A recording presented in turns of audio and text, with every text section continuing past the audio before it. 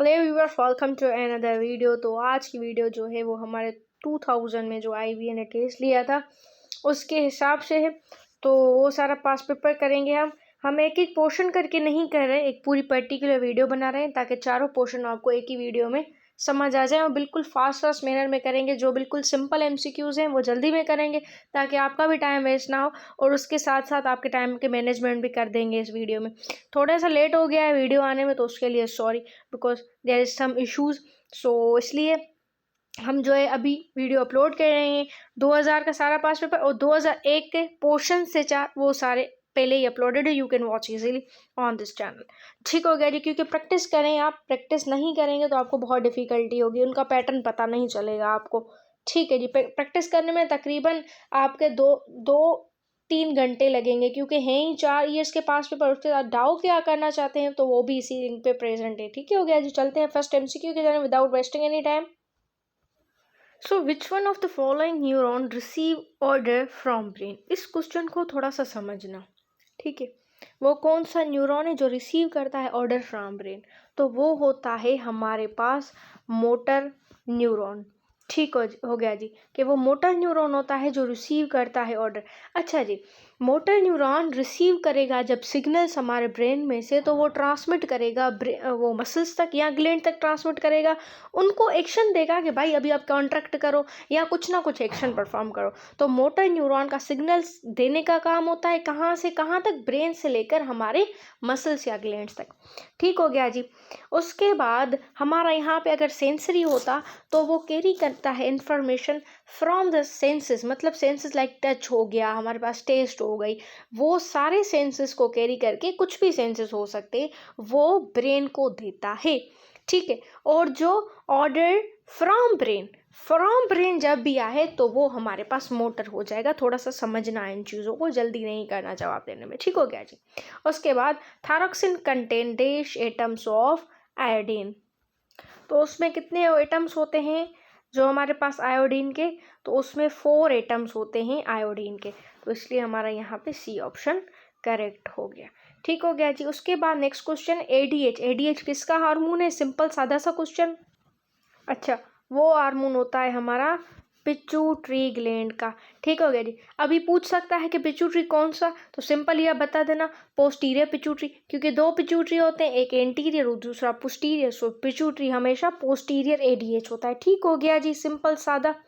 Next we have the heart beat and breathing controlled by. कौन control करता है heart beat और breathing? तो वो हमारा होता है medulla oblongata. So C is correct option. Next, hypothalamus, thalamus and cerebrum are the part of. Hypothalamus, thalamus किसके पार्ट है, सेरिब्रम किसके पार्ट है? ठीक है जी, तो वो होते हैं हमारे पास 4 ब्रेन के पार्ट्स। ठीक हो गया। Receptor for the bitter taste are located in. Receptor जो होते हैं बिटर टेस्ट की, वो कहाँ पे होती है? सिंपल पूछ रहा है। टंग होता है, बी नन होता है, सी ईयर होता है, टीथ होता है, कॉमन सेंस। तो वो कहाँ पे प्रेजेंट होते हैं? वो प्रेजेंट होते हैं आपकी टंग में। ठीक हो गया जी, टंग में प्रेजेंट होते हैं, और ये हमारे पास surface of the taste buds भी हम इसको बोलते हैं, कि सरफेस ऑफ जो टेस्ट बड्स होते हैं ना, वहाँ पे प्रेजेंट होते हैं। ठीक हो गया। जिसके बाद sense of the smell is transmitted to the cerebrum through. Sense of जो स्मेल होती है ना, ये थोड़ा सा ऊपर की लेवल का है, कि सेंस ऑफ द स्मेल वो हमारी ओल्फैक्टरी नर्व से ट्रांसमिट होता है। Olfactory nerve is the first cranial nerve. Total cranial nerves हमारे पास जो होती हैं वो होती हैं 12। ठीक है, तो फर्स्ट हमारे पास ओल्फैक्टरी जो नर्व होती है वो क्रेनियल नर्व है। ठीक है, वो ही हमारे पास सेंस ऑफ स्मेल लेकर जाती है। फर्दर सोन इसको प्रोसीड नहीं करते, यही थोड़ा सा आपको जो है ना नोहा होनी चाहिए। अच्छा, नेक्स्ट क्वेश्चन आ गया, which of the following helps equalize the pressure on the external and internal surface of the tympanic membrane. तो ये भी आई गेस आपके सिलेबस इस वाले बुक में तो नहीं है, आई गेस में भी पुराने वाले बुक में हो। तो वो हमारे पास जो यूस्टेकियन ट्यूब होता है ना, वो इक्वलाइज करता है प्रेशर जो external and internal surface of tympanic membrane में होता है।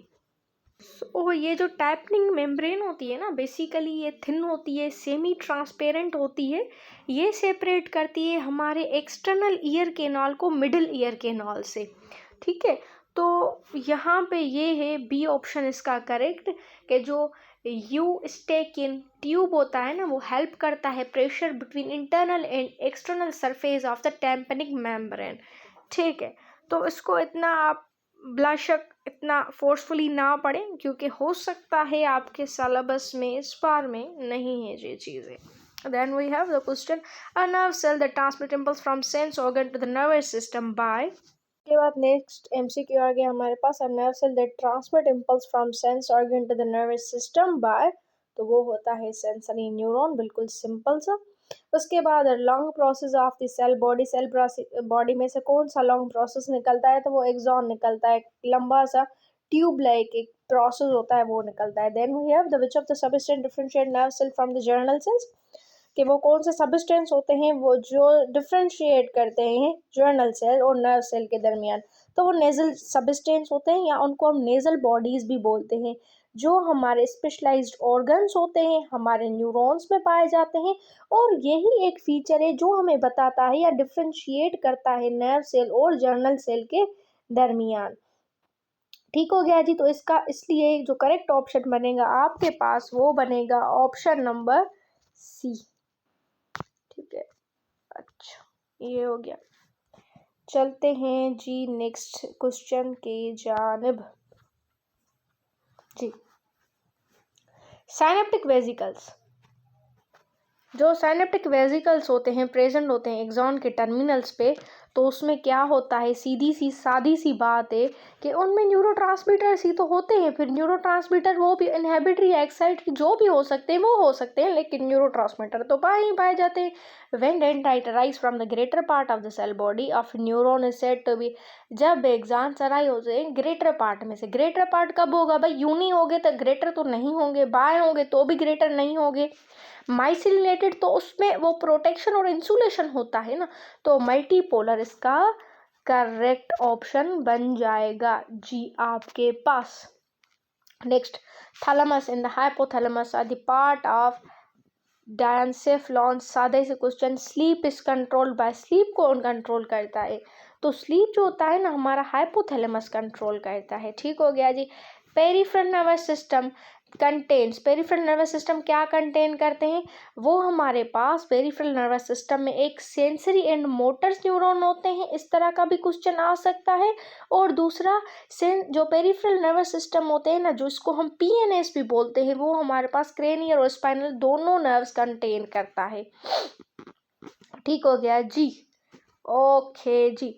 Then we have the hydra mainly locomoted by, hydra किससे साथ लोकोमोट करते हैं, तो हाइड्रा जो होते हैं ना वो हमारे पास या तो स्लोली क्रॉल करते हैं, ठीक है, या बेटर ऑप्शन यहाँ पे जो है या ग्लाइड करते हैं। तो इस तरह से कभी भी क्रॉल भी पूछा जा सकता है और आपके पास ग्लाइडिंग भी पूछा जा सकता है, तो दोनों कॉन्सेप्ट क्लियर हो। तो उनके पास क्या होता है, बेसिकली फुट लाइक स्ट्रक्चर्स होते हैं जिनको हम बेसल डिस्क बोलते हैं।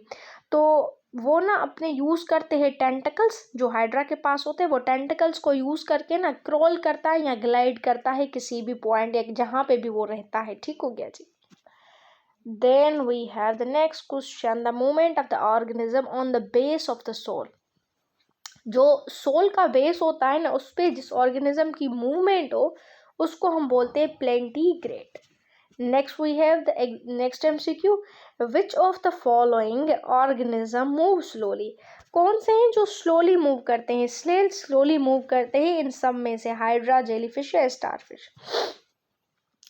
Sorry, next we have the starfish moves by, starfish किसके साथ मूव करती है, ट्यूब फीड। एनीमिलिया से बहुत क्वेश्चन आए हुए हैं, सही से पढ़ लीजिएगा, इसमें से ये जाहिर हो रहा है कि एनीमिलिया के क्वेश्चन इनके फेवरेट है।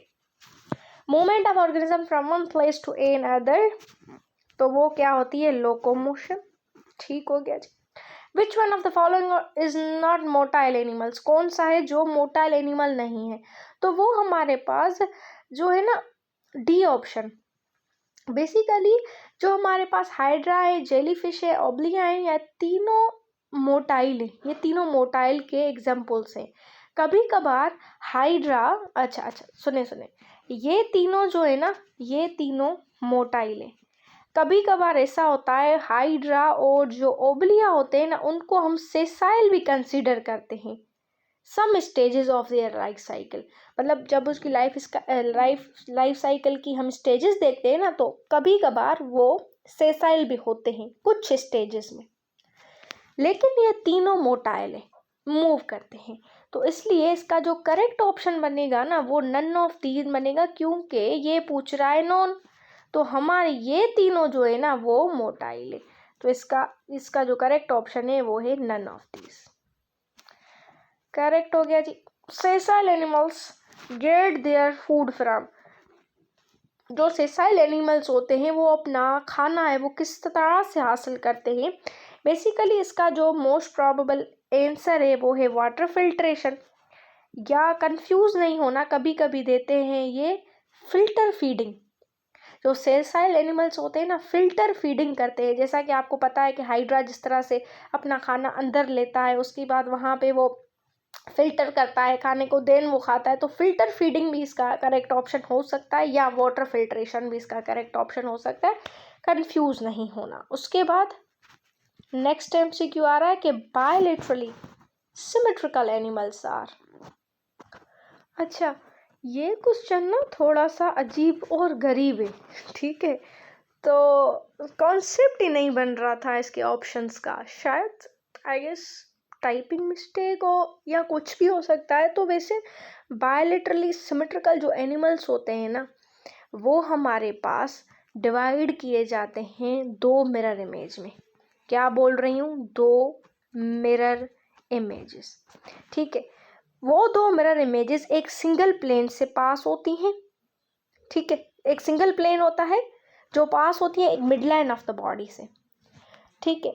तो यहाँ पे जो करेक्ट ऑप्शन होना चाहिए था ना वो होना चाहिए था animals which can be divided into two equal parts. तो यहाँ पे कैन नॉट बी नहीं होना चाहिए था, can be divided, can not be divided नहीं, can be divided into two equal parts, ठीक है। तो इसलिए यहाँ पे इसका बी ऑप्शन करेक्ट होगा।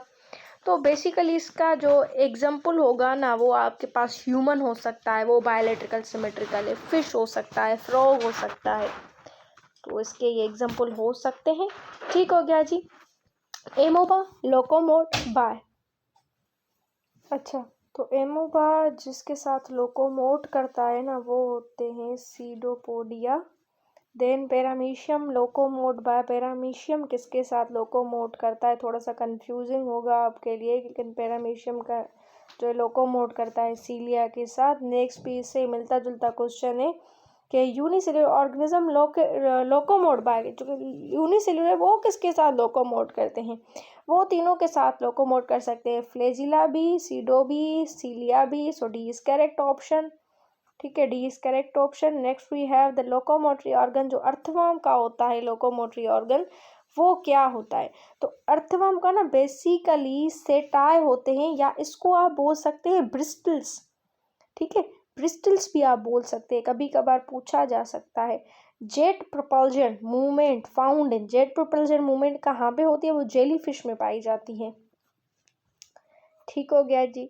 एकाइनोडर्मेटा आर, वो क्या होते हैं, वो होते हैं रेडियली सिमेट्रिकल, या radially symmetry, two side of bone.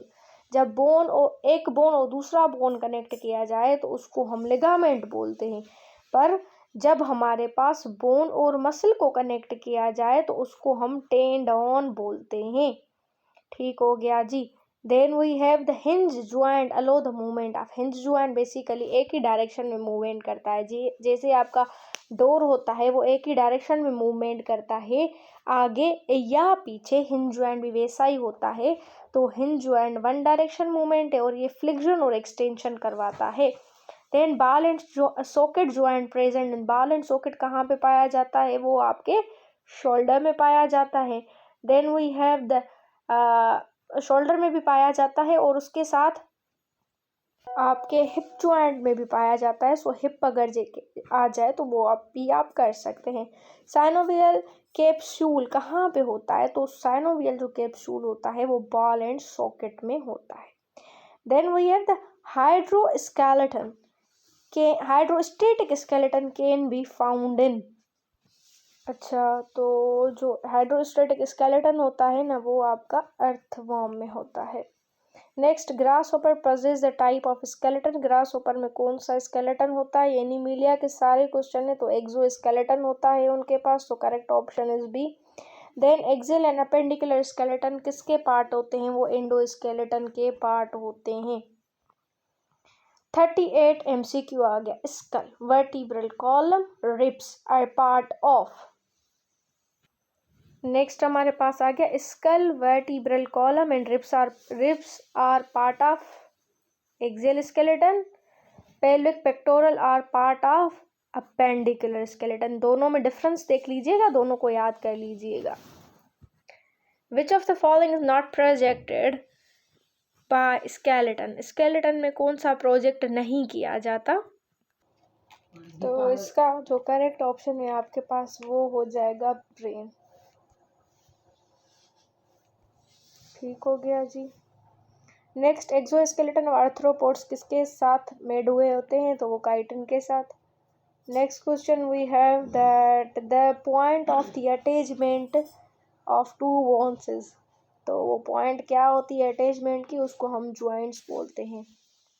In vertebrae there is how many type of the muscles, तो वर्टिब्रीज में ना 3 टाइप के मसल्स होते हैं आपके पास। कौन कौन से होते हैं, एक होता है skeletal muscle, smooth muscle and the cardiac muscle.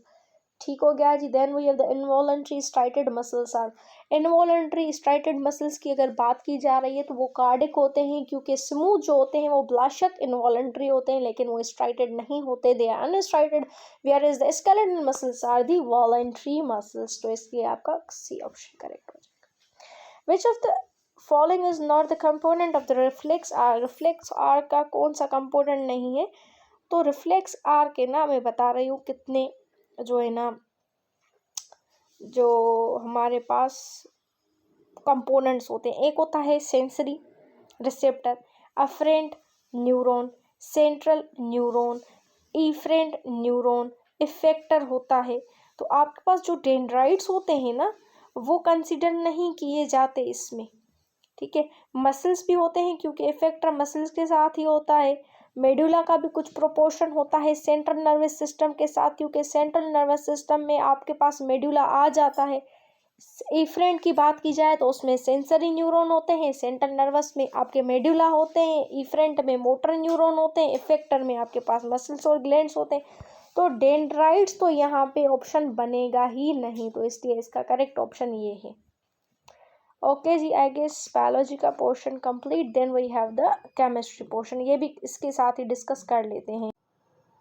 तो अभी हमारे पास नेक्स्ट MCQ आ गया, phenol form Fino oxide of the corresponding metal with इन। अच्छा, मेटल तो होता है लेकिन उसके साथ क्या होता है, मतलब एक फिनोल हो गया, फिनोल ने क्या बनाया, फिनो ऑक्साइड हो गया, वो किसी ना किसी मेटल से मिला और उसके साथ कोई ना कोई अल्कलाइन सॉल्यूशन होता है। फिर अल्कलाइन सॉल्यूशन में लाइक आपके पास हो जाता है सोडियम ऑक्साइड, आपके पास पोटेशियम ऑक्साइड आ जाता है, या कोई भी आ सकता है। तो बेसिकली इसका जो करेक्ट ऑप्शन बनेगा ना तो वो बनेगा अल्कलीज, कि involves a reaction of phenol with metal hydroxide alkalis to form phenoxide. और अच्छा याद रखना, फिनो ऑक्साइड के साथ उनके साथ पानी भी होता है।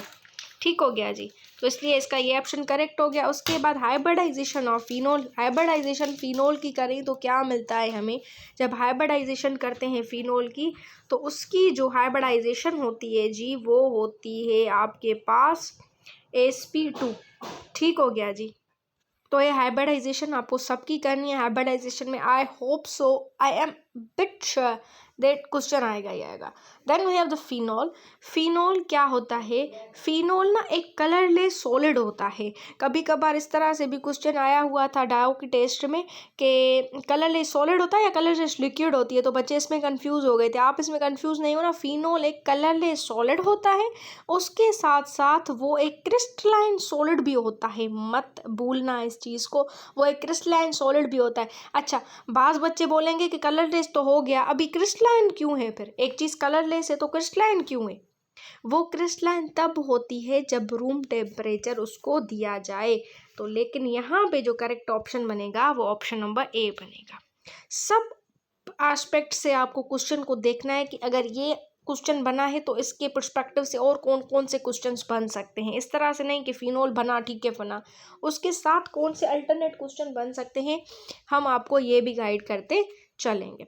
Then we have next question, phenol is most soluble is.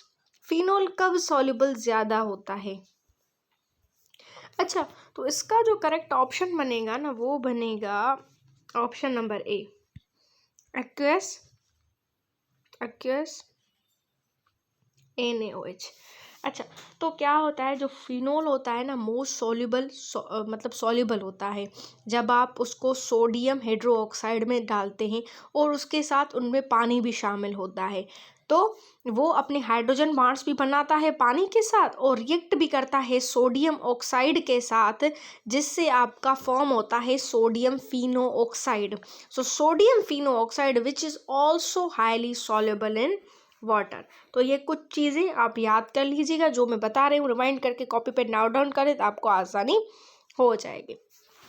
ठीक हो गया जी। Then we have next question, chlorobenzene on fusing with solid NaOH। जब वो NaOH से मिलेगा तो आपको क्या बनेगा?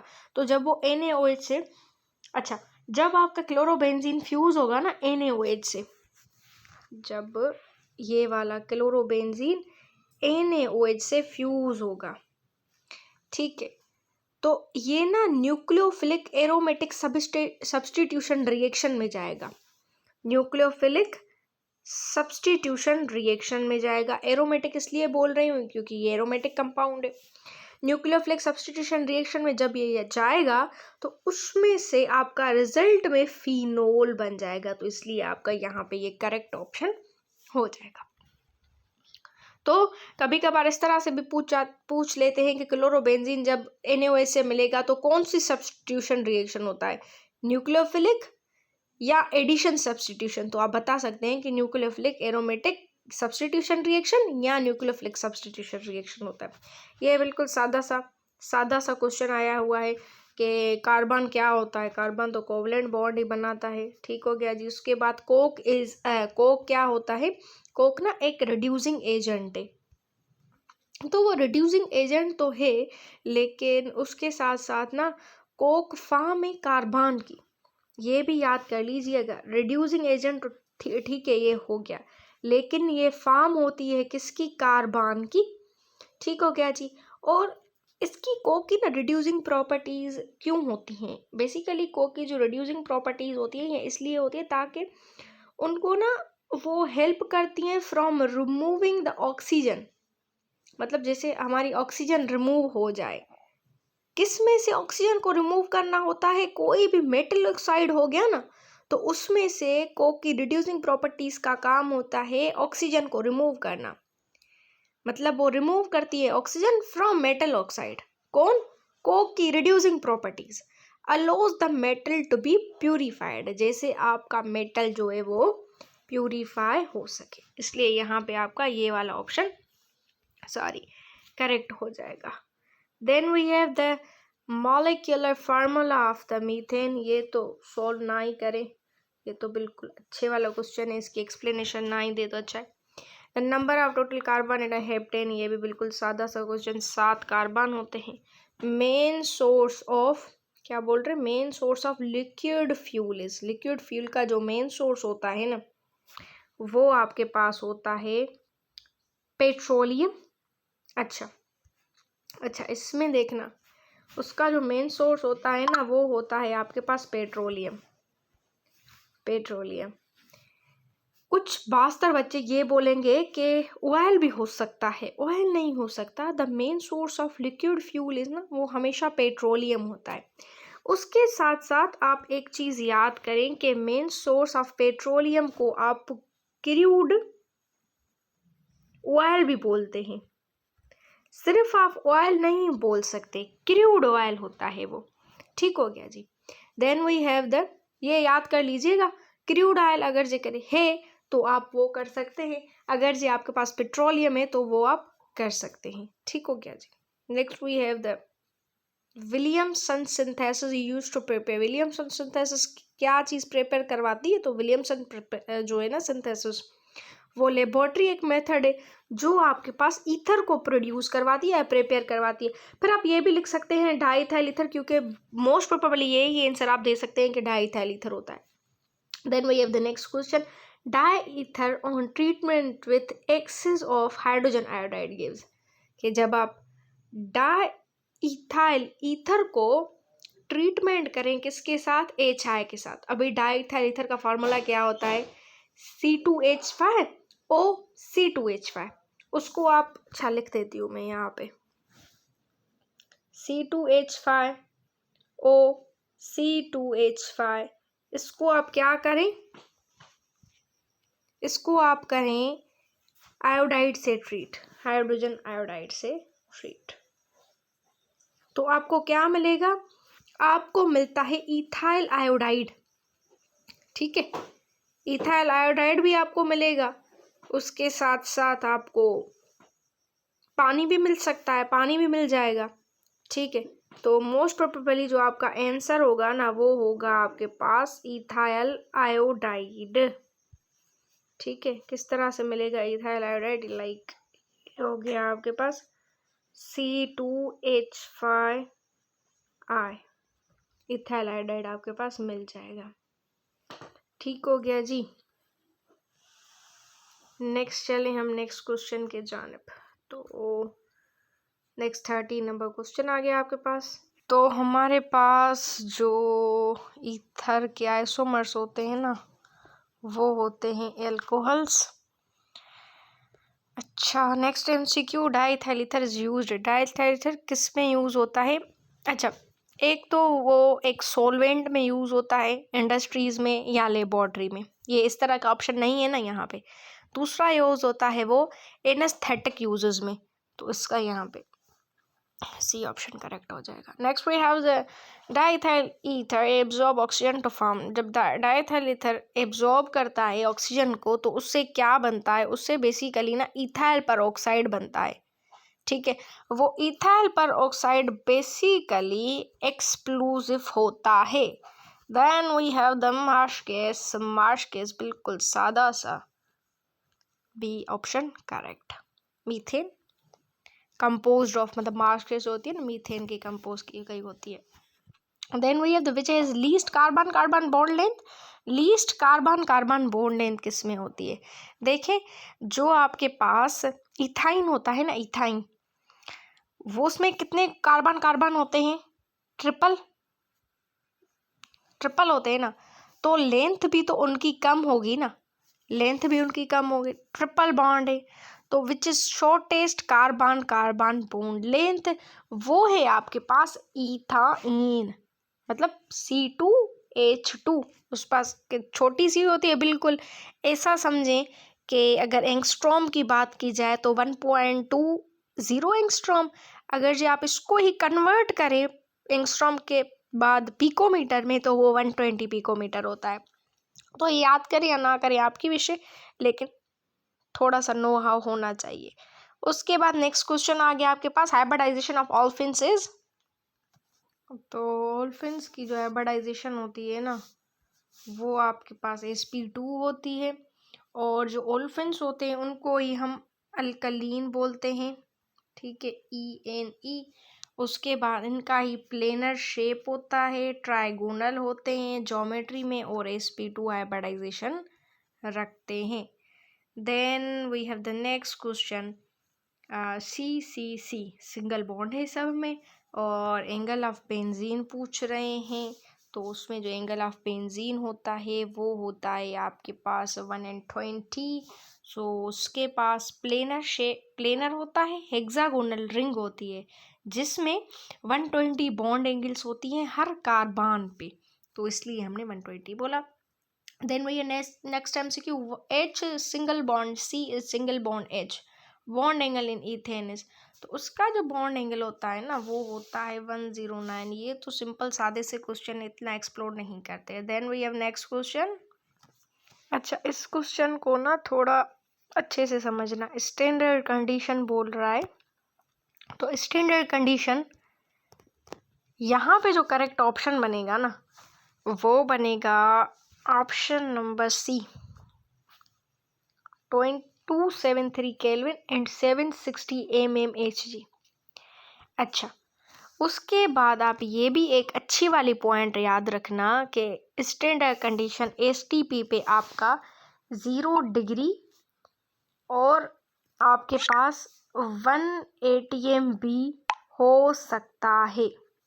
ठीक है, यहाँ पे ये ऑप्शन नहीं है लेकिन ये हो सकता है। ठीक हो गया जी।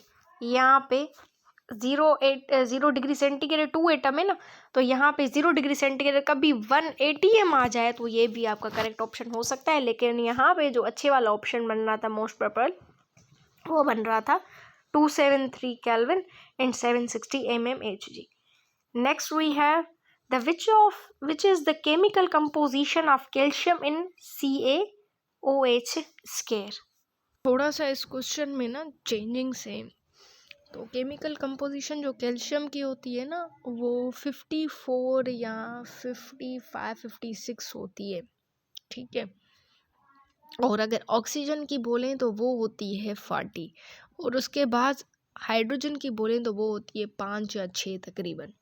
तो यहाँ पे मेरे हिसाब से जो करेक्ट ऑप्शन बनेगा वो आप इस तरह से याद कर लें, इसको कोई भी वेरिफिकेशन नहीं देते, तो आप सिंपल सादा से याद कर लें कि तकरीबन 55 या 54 तक जो जाए ना वो कैल्शियम की होती है। Sorry. Next we have the fermentation of glucose gives. तो फर्मेंटेशन ऑफ जो ग्लूकोज होती है ना आपके पास, वो हमारे पास इथेनॉल और कार्बन डाइऑक्साइड से मिलके बनती है। तो यहाँ पे आ जाएं आप, उसको बैलेंस इक्वेशन करना हमारा काम है, लेकिन वो बनती किस तरह से, ये हो गया C6H12O6, रिएक्शन करें 2C2H5OH, ये हो गया हमारे पास ethyl alcohol plus 2CO2। Glucose होती है ना वो इस तरह से बनती है। ठीक है जी, ये थोड़ी सी रफ राइटिंग है लेकिन आप सही से लिख लीजिएगा। सो इसका जो यहाँ पे करेक्ट ऑप्शन बनेगा वो बनेगा option number D। Then we have the ester is prepared by. Ester किस तरह से बनता है? बेसिकली ईस्टर हमारे पास एक एसिड होता है, उसके साथ साथ एक अल्कोहल होती है। अल्कोहल और एसिड जब मिलते हैं तब हमारे पास ईस्टर भी बनता है, उसके बास्तर हमारे पास पानी भी बनता है। तो यहाँ पे जो प्यारा सा आंसर है वो बनेगा option number C। Then we have the ethane is the first member of common sense. Ethane किसका पहला मेंबर है आपके पास? वो होता है आपके पास अल्केन का। ठीक हो गया। Next we have the Fehling solution give a positive test with. जो फेलिंग सॉल्यूशन होता है किसके साथ पॉजिटिव टेस्ट देता है? तो वो देता है आपके पास कॉपर ऑक्साइड के साथ। और अगर पॉजिटिव टेस्ट की बात की जाए तो वो उसमें जो है ना ब्रिक रेड प्रिसिपिटेट्स होते हैं। तो यहाँ पे C option correct. Then we have the characteristic group of the organic ester is. तो जो कैरेक्टरिस्टिक ग्रुप होता है ऑर्गेनिक ईस्टर का वो होते हैं carboxylic acid. Next, phenol is a derivative of an. तो फिनोल किसका डेरिवेटिव है? तो वो हमारे पास फिनोल डेरिवेटिव होता है आपके पास, बेसिकली फिनोल डेरिवेटिव जो होता है ना वो होता है आपके पास बेंजीन का। तो यहाँ पे बेंजीन तो दिया नहीं गया। So which is an aromatic hydrocarbon. Benzene ही हमारे पास एरोमेटिक हाइड्रोकार्बन होता है, तो उसका ये डेरिवेटिव होता है। आप कुछ भी लिख सकते हैं, तो इसका ये सी ऑप्शन करेक्ट हो जाएगा। Next, coke is produced by. Bituminous coal by. तो कोक जो है ना हमारे पास प्रोड्यूस होता है बिटुमिनस कोल के साथ थ्रू अ प्रोसेस जिसको हम बोलते हैं डिस्ट्रक्टिव डिस्टिलेशन। ठीक है, जब हम कोक को हीट करते हैं ना in the absence of air, तो वो ब्रेक डाउन करता है उसके मॉलिक्यूल्स में। ये तो एक प्रोसेस हो गया, लेकिन आपको थोड़ी सी नोआ होनी चाहिए कि इसमें डिस्ट्रक्टिव डिस्टिलेशन यूज़ होती है। उसके बाद a common ingredient of the baking powder इस बेकिंग पाउडर में क्या चीज़ होती है जो कॉमन होती है? तो बेसिकली बेकिंग सोडा या जिसको हम बेकिंग पाउडर बोलें, उसमें होता है सोडियम बाइकार्बोनेट। वो कौन सा ऑप्शन है आपके पास? NaHCO3, ये हो गया सोडियम बाइकार्बोनेट। उसके साथ साथ उसमें ना एक एसिड यूज़ होता है। ठीक है, एसिड यूज़ हो गया। उसके साथ साथ उसमें ना एक एंटी क्रैकिंग एजेंट भी यूज़ किया जाता है। ठीक है, तो कुछ आपको नोआ होनी चाहिए बेकिंग सोडा के बारे में। लेकिन जो बेसिकली कॉमन एक्टिव एजेंट है ना या इंग्रेडिएंट है ना, वो यही होता है आपके पास option number B, correct. Next, अच्छा फिजिक्स आ गया। अभी फिजिक्स करते हैं और चलते हैं अपने नेक्स्ट इंग्लिश वाले पोर्शन में और ख़त्म करते हैं इस टेस्ट को। फिर नेक्स्ट पोर्शन में नेक्स्ट आने वाली वीडियो नेक्स्ट आएगी। ठीक है, तो अभी डॉट प्रोडक्ट ऑफ, अच्छा तो डॉट प्रोडक्ट ऑफ फोर्स और डिस्प्लेसमेंट क्या होता है? तो वो आपके पास वर्क ही होता है। ठीक है, तो इस तरह के क्वेश्चन ना ही करें तो बेहतर है। जो वेक्टर वाले हैं, तो वेक्टर वाले अभी कैरिकुलम में इंक्लूडेड नहीं है, तो आपको भी टाइम वेस्ट ना करें। टू भी इंक्लूडेड नहीं है। उसके बाद अगर बॉडी इक्विलिब्रियम में दो फोर्सेस लग नहीं, ये भी इंक्लूडेड नहीं है। उसके बाद रिजल्टेंट वाला भी इंक्लूडेड नहीं है। छोड़ देते हैं इनको, क्यों ही टाइम वेस्ट करें आपका। यहाँ से शुरू करते हैं जी। तो according to the Newton third law of motion, हर एक्शन के पास एक इक्वल और ऑपोजिट रिएक्शन तो होता ही होता है। तो एंगल जो होती है ना हमारे एक्शन और रिएक्शन के दरमियान में, वो होती है 180 डिग्रीज। तो इसका सी ऑप्शन करेक्ट हो गया। Next we have the Jupiter is an example of is obvious by Newton. Jupiter जो है ना वो स्टेट ऑफ इक्विलिब्रियम है due to the balance of forces जो उसके ऊपर लग रही हैं। स्पेशली किसकी फोर्सेस लग रही हैं? आपके पास ग्रेविटेशनल लग रही हैं फोर्सेस सन के ऊपर, या उसका अपना इनर्शिया भी तो जुपिटर का कुछ है।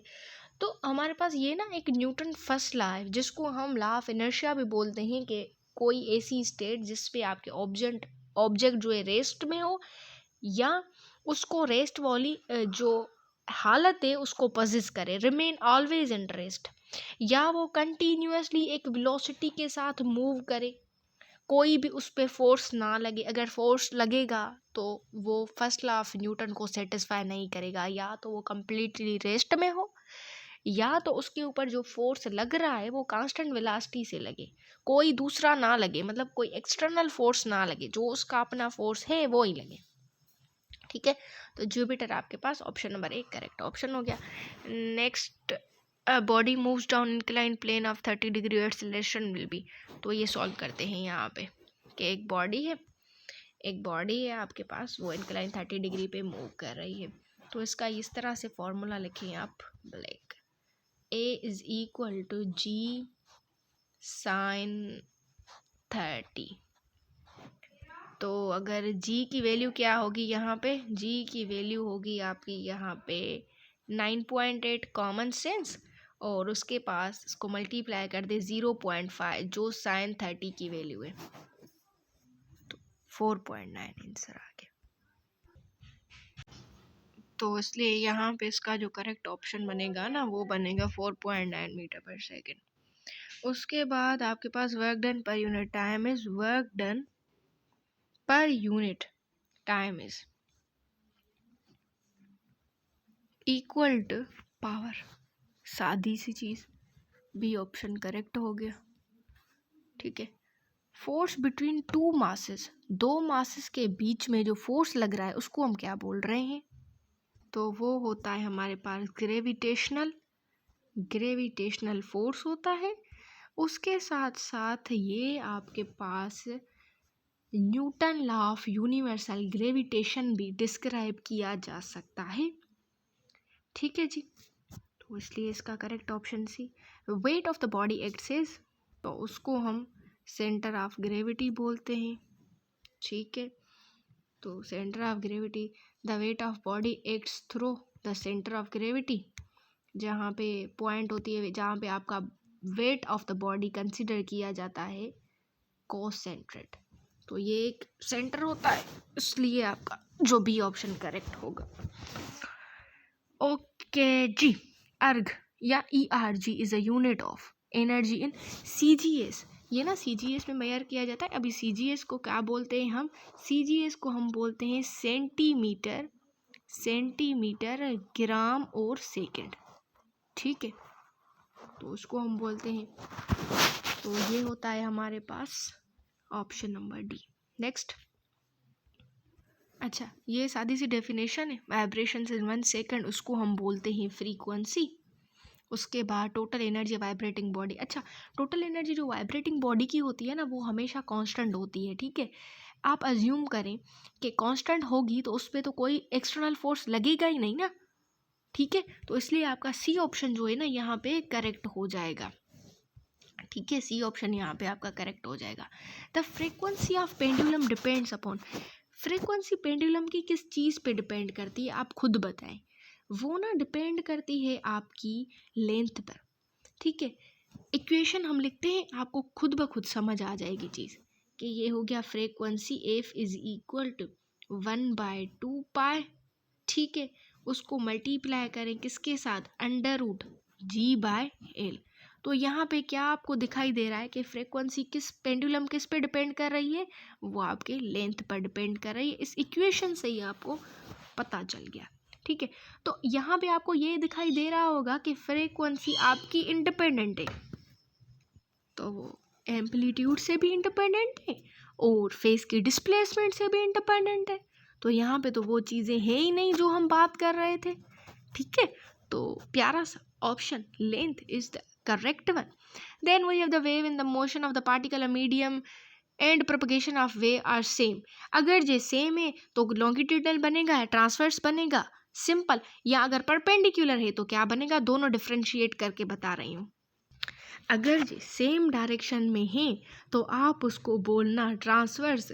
कभी कभार क्वेश्चन को शफल करके देता है एग्जामिनर, तो वो पूछता है कि परपेंडिकुलर अगर ये है तो आप उसको क्या बोलेंगे? Sorry, it is my bed, मैंने आपको थोड़ा सा गलत गाइड कर दिया। अगर ये सेम डायरेक्शन है तो बेटा आपको वो बोलना है लॉन्गिट्यूडनल। क्या है? अगर सेम डायरेक्शन है तो आपको लॉन्गिट्यूडनल बोलना है। यहाँ पे ए ऑप्शन करेक्ट है। अगर ये परपेंडिकुलर है तो वो आपको बोलना है, जब 90 डिग्री पे है तो आपको ट्रांसवर्स बोलना है। थोड़ा सा इस बात का ध्यान रखिएगा। अगर ये सीधी लाइन सेम डायरेक्शन में जा रही है तो लॉन्गिट्यूडनल, अगर ये वहाँ पे प्रोपगेशन जो है वो परपेंडिकुलर डायरेक्शन में जा रही है तो वो ट्रांसवर्स। ठीक हो गया जी। नेक्स्ट आ गया, find wavelength of a sound which is setup in open pipe of left 50 cm। अच्छा, इसको सॉल्व करते हैं। इसको पहले देख लें आप, ठीक है, पहले कर भी लें अगर आपको आ रहा है। लेकिन नहीं आ रहा तो आप नीचे से देख लेते। तो देखें, अभी ओपन पाइप की जो वेवलेंथ होती है ना, वो हमेशा lambda is equal to 2L होती है। ठीक हो गया। अभी लेंथ वहाँ पे क्या दी गई थी क्वेश्चन में? 50 cm दी गई थी। उसको आप एम में कन्वर्ट कर दें, सेंटीमीटर को मीटर में कन्वर्ट करने के लिए आपको 0.5 हो जाएगा मीटर। ठीक हो गया जी। तो अभी आप इस इक्वेशन में पुट करें। कौन सी? इस वाली इक्वेशन में पुट करेंगे। Lambda is equal to 2 multiply 0.5। 2 को मल्टीप्लाई करें 0.5 के साथ तो आपको 1 मीटर आंसर मिल जाएगा। ठीक है। इसने किसका पूछा था? 50 सेंटीमीटर का। ठीक हो गया। तो इसलिए आपका जो यहाँ पे करेक्ट ऑप्शन बनेगा वो बनेगा ऑप्शन नंबर सी, क्योंकि 1 metre is equal to 100 centimetre. हमने 1 मीटर का आंसर निकाला तो आप 100 सेंटीमीटर भी इसको कर सकते हैं। ठीक हो गया जी।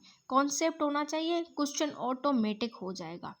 अच्छा, अगर जी यहाँ पे सपोज करें अगर जी यहाँ पे अगर लेंथ बोलता 75 तो आप 75 को 2 से मल्टीप्लाई करते ना, समझ रहे हैं? 75 हो गया, 75 cm होगा यहाँ पे, तो 7.5 को मीटर में करके उसको 2 से मल्टीप्लाई कर दें, जो आंसर आ जाएगा वो आपका आंसर बन जाएगा, which is 1.5 metre I think आपके पास आएगा।